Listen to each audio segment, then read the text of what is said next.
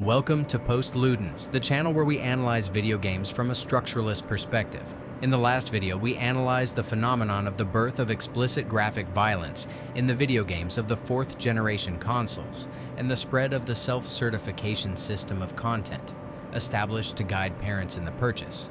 We talked in particular about how Mortal Kombat was the game that was the spark from which that fire started. For this video, I had in mind to continue along that line, taking as case studies the games today called boomer shooters, such as Doom or Wolfenstein 3D, and then continue in the next video with side-scroller shooters such as Contra, Megaman, and Metal Slug along that line. But doing research for these videos, I stumbled across a phenomenon that I think is even more important and not so much talked about because it's hidden in plain sight. I'm talking about the diffusion transversal in the 16-bit era of mechanics related to shooting and the presence of guns in all existing genres. What strikes me, looking back at video games of that generation today, is how much the gesture of shooting was omnipresent, spread transversely as it was an almost natural function of the video game. I remember that, passing from one cabinet to another, or from one cartridge to another. The colors, the characters, the settings changed, but the gesture remained the same. Press a button to hit something from a distance.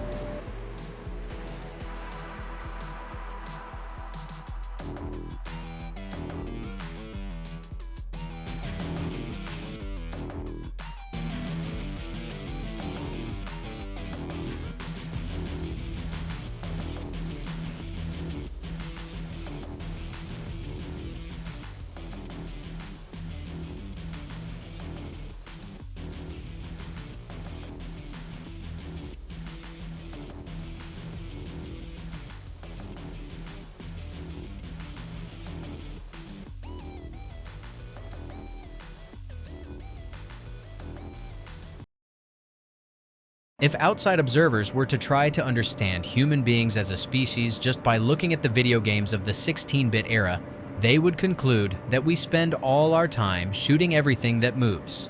If we examine the games for Sega Genesis, especially the ones from American developers, whether they are original titles or licenses from films or comics, we observe an almost disarming continuity from Duck Hunt, where you shoot stylized animal targets using a gun-shaped controller to be pointed at the TV, to Contra and Megaman, where the shot becomes an extension of the movement, up to Wolfenstein 3D and Doom, where shooting definitively stops being an element among others and becomes the center of the experience. Even in arcade rooms, the first game I always looked for was House of the Dead or Time Splinter, famous Sega titles mandatory in arcade rooms. The perspective changes, the technology changes, but the logic does not change. The world in front of the player is something to be crossed by eliminating obstacles with gunshots. I noticed that in those years, the video games seemed to avoid justifying this gesture. There is no need to build a credible context or a strong narrative motivation. Shooting is simply what you do. It is a basic verb used intransitively in the sentence, such as jumping or running. And maybe that's also why I decided not to limit myself to a specific genre in this video. I'm not interested in isolating first-person shooters as a phenomenon in their own right, because the point for me is just the opposite. Shooting is everywhere. It has already become language. For example, a few years ago, I happened to watch an important video carefully, here on YouTube, where Hikiko from Hikikomori Media beautifully reconstructs the difficult and controversial story of the development of a more recent title, for PlayStation 3, Shadows of the Damned by Grasshopper, with a dream team of legendary designers such as Suda51, Shinji Mikami, and Akira Yamaoka. The video is enlightening in understanding how the differences in philosophy and approach to game design between Japanese developers and American distributors, in this case EA, can literally collide without the possibility of mediation. And in fact, the whole Shadows of the Damned project risked going down the drain for this reason.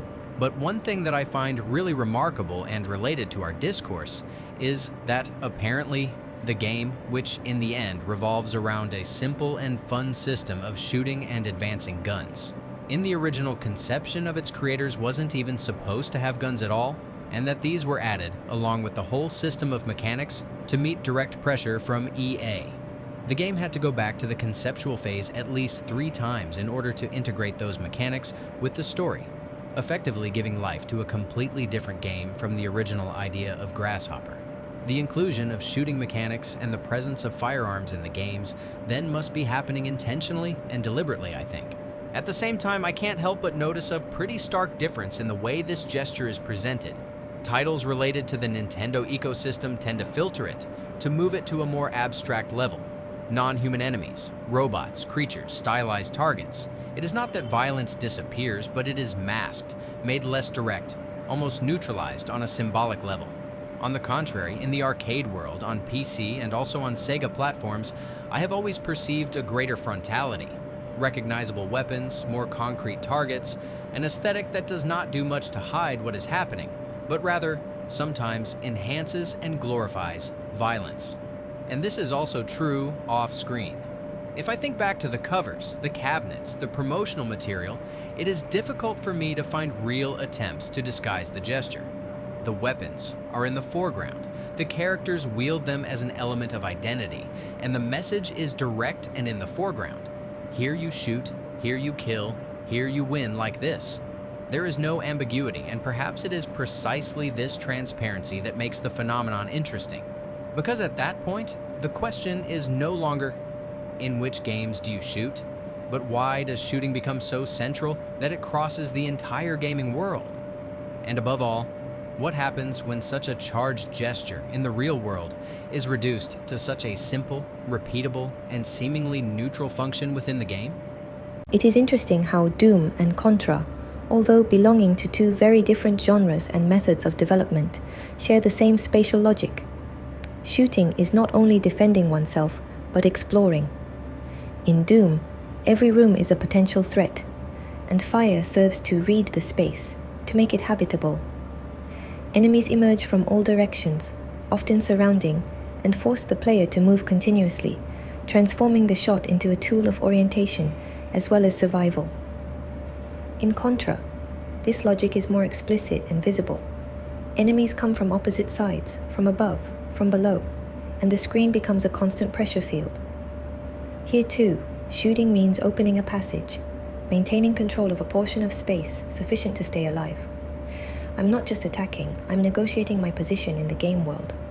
The difference is perspective, not structural. Doom immerses the player in space. Contra shows it from the distance that. But in both cases, the gesture is the same. Shoot to gain occupiable space. If we try to isolate the gesture, to look at it without everything else around, we can realize that in the video games of that era, shooting is never directly connected to violence as a consequence of the gesture, but that this is only sometimes addressed to it, an aesthetic that can accompany the act. Even when blood is shown, even when bodies explode or deform, what is shown is not a representation, but a compression of the gesture, in which the focus remains the pure action and the consequences are put in the background. Shooting is an action reduced to the essentials, completely subordinated to the spatial rules of the game. It is not an act full of consequences, but a function. I press a button, something is hit, the system responds. It is immediate, it is binary, hit or missed, and above all, it is infinitely repeatable, without accumulation, without memory, and without any narrative linked to it. I remember playing Doom or Wolfenstein 3D. I never had the perception of hurting anything.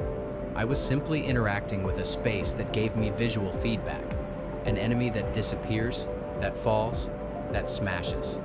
Even when the representation becomes more explicit, more grotesque, the substance does not change. The body is never really a body. It is a set of pixels in a graphical representation. I have noticed that the enemy in these systems never reacts as a subject. There is no suffering. There is no resistance in the human sense of the word. There is not even a real transition between alive and dead. There is only one state that changes, from obstacle to free space, from presence to absence.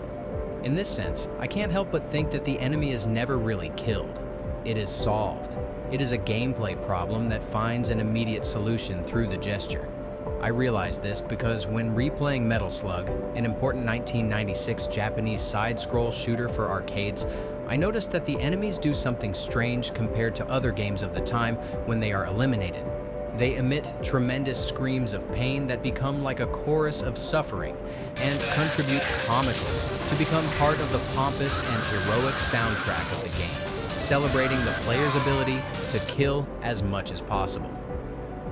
Duke Nukem is a first-person shooter from 1996, and it also adds another interesting detail to the shooting mechanic. It sometimes shows enemies on the ground bloodied and agonizing, waiting to be hit by a glory kill from the player. These mechanics, however, are paradoxically inserted to create a comic effect and dampen the tension, with an over-the-top violence that is to be intended as involuntarily goofy. But the fact that in most video games, all these details conveying the death and suffering of enemies are mostly absent, to me is synonymous of a very precise form of functional dehumanization. The game does not need the enemy to be human, and therefore reduces it to something simpler: a target, a signal, an event. At the same time, these games build another archetype that becomes dominant: the one against the world. In Doom and Wolfenstein 3D, or in Contra and Megaman, I am always alone, surrounded by an indistinct multitude of enemies. There is no relationship, there is no dialogue, there is no negotiation, if not just spatial. There is only one direction: to advance by eliminating what is blocking the player. And here comes an element that I find fundamental: the immediacy of the gesture. Since everything is built around spatiality, distance, line of sight, movement, there is not even time to question what one is doing. Every element of the system, visual and sound, pushes me in the same direction. If I don't shoot, I don't advance. If I don't delete, I'm deleted. It is not a moral choice, it is an operational condition. For this reason, I believe that it is precisely in this period that the video game establishes something very precise. Shooting can become a fun and weightless sporting gesture, not because it is hidden or sweetened, but because it is emptied of its systemic consequences. It is a pure, effective, gratifying gesture of spatial movement. And it is also perhaps the first real prototype of that dehumanization of the opponent that will then become structural in many video games of the following eras and consoles, which we will talk about in the second part of this video. And if you think about it, you'll find it difficult to see this transformation as something purely technical. Of course, the system needs to simplify, to reduce the enemy to a function, because otherwise it would not be a game, but only a representation of something. But I still have the impression that in the 90s, something else happened to the way of conceptualizing games, something more deliberate and intentional. On the one hand, titles linked to the Nintendo orbit seem to operate a very precise subtraction. They remove any trace of subjectivity from the enemy. I'm not shooting someone, but something. Robots, abstract creatures, entities that react but never really seem alive. It is a dehumanization by elimination. The problem is solved at the root, completely avoiding confrontation with a sentient target.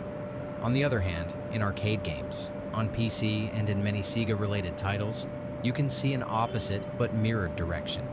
The enemy is sentient, but is built in such a way that it does not deserve empathy.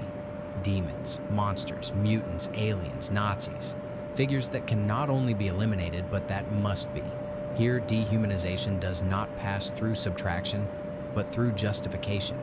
And at that point, I can't help but think that this double strategy, eliminating subjectivity or denying its value, is not only a necessity of the gameplay, but also an extremely functional choice at the marketing level. In both cases, the result is the same. Shooting remains a gesture without moral friction, perfectly integrated into the experience, immediate and rewarding for the player. It's as if the whole system, in different ways, is working to remove an invisible obstacle, the possibility that the player stops to ask himself what he is doing and why. A much more observable phenomenon in today's video games, and which we already talked about in our previous videos, is that of ludonarrative dissonance. In 8 and 16-bit games, this problem is almost invisible because the narrative is minimal, often only hinted at. There is no real tension between what the game tells and what the player does, because the story is little more than a context. With the passing of generations, however, video games begin to build more complex stories, more defined characters, more believable worlds. And at that point, a fracture emerges. On the one hand, the narrative that asks for empathy, depth, coherence. On the other hand, the mechanics that continue to be based on systematic elimination, repetition, efficiency. It is observable how the simplicity of the games of that era was, paradoxically, a form of coherence. The system promised nothing that wasn't already implied in the gesture. When, on the other hand, the video game begins to want more, that same mechanic, shoot, eliminate, and advance, suddenly becomes more difficult to justify in the story. Even from a visual continuity point of view, it is here that the detachment between the game moment and the cutscene is born in contemporary video games. If we try to put these differences in order, we notice that the point is not so much the presence or absence of guns, but the way in which the video game inserts them into its grammar. In the American games of that era, one has the feeling that the weapon is a dominant device, something that occupies the scene, imposes the rhythm, decides the form of the clash. In titles like Doom or Wolfenstein 3D, shooting is not just one possibility among others, but the very center of the experience. It is a gesture that coincides almost perfectly with the idea of advancing, resisting, prevailing. The narrative context in these cases only supports this centrality. It serves to give a face to the action, not to limit it. The opponent's strategy of aggression also revolves around the firearm available at that moment. In Japanese games, however, you could perceive a different philosophy. The weapon does not disappear, but tends to become an integral part of the hero's body, or a functional, almost organic extension of it. I think of Mega Man, where the shooting is inseparable from the timing, the jump, the movement, and where the story gives the conflict a more philosophical, almost existential meaning. It is not just a matter of eliminating an obstacle, but of crossing a world that tests the very identity of the protagonist. Even in Gradius, the famous shoot-'em-up always present in every arcade room of the time, the focus is, above all, space management, rhythm, balance, and ability to dodge. While in Contra, I see almost a bridge between the two models. There is the spectacularity of the action, but there is also a strong discipline of movement, aim, positioning, and the continuous game overs are there perhaps to remind us that heroism is never gratuitous. The difference, put as simply as possible, is this. In the Western approach to game design, the world is shot, and the individuality of the player and his ability to prevail are celebrated. In the Japanese one, you act within a system of obstacles. In the first case, the weapon is domination, affirmation of the individual, energy that crushes the problem in front of it. In the second, it is integration, part of a larger organism, an instrument inserted in a logic of movement and survival. And perhaps it is precisely here that a deeper divergence begins to emerge. On the one hand, the celebration of empowerment. On the other, a more internal, more structural, almost inevitable relationship between the character, the gesture he makes, and the space that he occupies. This distinction is not absolute, but it is visible enough to explain why certain games seem to talk about conflict as domination, and others as proof of existence. We could also take the tangent here and expand the discussion, observing the difference between the presence of firearms in everyday life, in the news, and in other media in general in the United States and in Japan. But I think it is a touchy subject, which perhaps does not belong to a YouTube channel on video game analysis. If observed through its transversal presence in all genres, the act of shooting in video games is actually a much more stratified cultural construction than it may appear. It is not just an effective game aspect, it is a form that holds together different levels of the playing structure: anthropological, cognitive, linguistic, mimetic. And precisely for this reason, it manages to replicate itself everywhere across the media. Starting from an almost elementary reading, it comes naturally to think of it as an extremely simplified version of hunting. An ancient sequence, identifying a target, hitting it, eliminating it. Only here everything that makes that act real. The risk, the fatigue, the uncertainty, the consequence is removed. Only the skeleton of the gesture remains, reduced to a clean, repeatable function. In this sense, it is an emptied ritual. It retains its shape, but loses the weight and sense of consequence, maintaining an element of dopamine reward. Cognitively, the reason why it works so well is almost trivial in its evidence. The system is perfect. simple input, immediate response, continuous reinforcement. There is no latency. There is no ambiguity. I press a button or a trigger and something happens. And that something is always readable, always gratifying, always coherent. I can't help but think it's one of the most efficient game loops ever built. It doesn't require interpretation, just repetition. If you look at it through the lens of Richard Dawkins' memetics, the picture widens.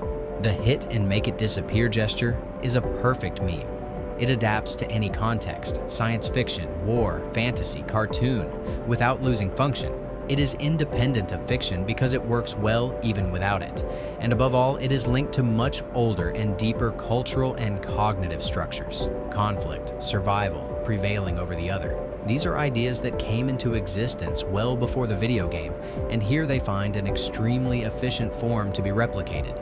At this point, it becomes almost inevitable to read it as a form of language as well, like we do every time here on the channel. In structuralist terms, from Michel Foucault to postmodernists, shooting in video games stops meaning to kill and begins to function as an operational verb, sometimes even grammatically intransitive. Not I shoot at something, but I jump, I run, I shoot. It means interacting, resolving, advancing. It is a sign that loses its original representative meaning and is filled by a new function within the system. Its function is slightly shifted. It no longer describes an action of the world. It becomes a command within a simulation. And here, the transition with Johann Huizinga's Homo Ludens is almost automatic.